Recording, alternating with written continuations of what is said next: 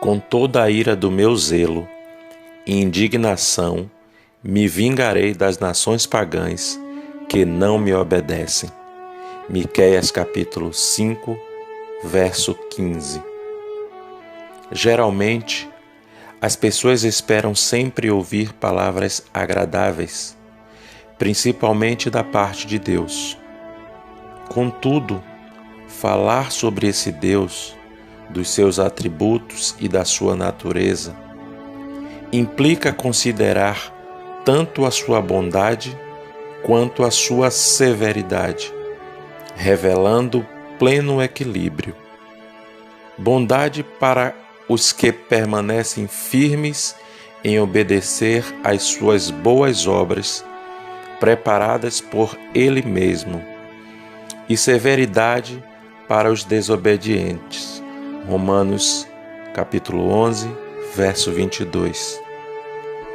De maneira que é incorreto afirmar que Deus aborrece o pecado e ama o pecador, visto que a ira de Deus se manifesta dos céus sobre toda a impiedade e injustiça dos homens que substituem a verdade de Deus pela forma autônoma e injusta de viver.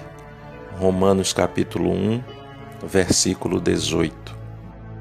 Nestes termos, Deus odeia tanto o pecado quanto o pecador, pois, não sendo possível tornar o pecado um indivíduo, a indignação do seu zelo recai sobre o sujeito ativo, ou seja, o próprio homem, pois também está escrito: os ímpios não subsistirão no dia do juízo, nem os pecadores estarão juntamente com os justos.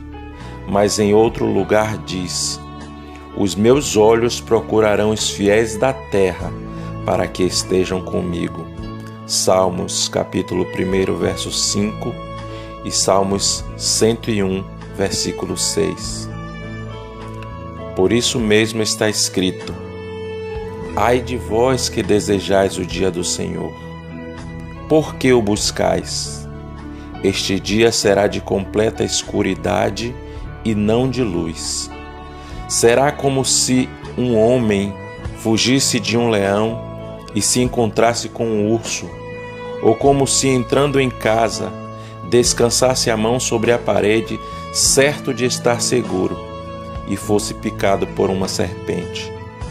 Amós capítulo 5, versos 18 e 19.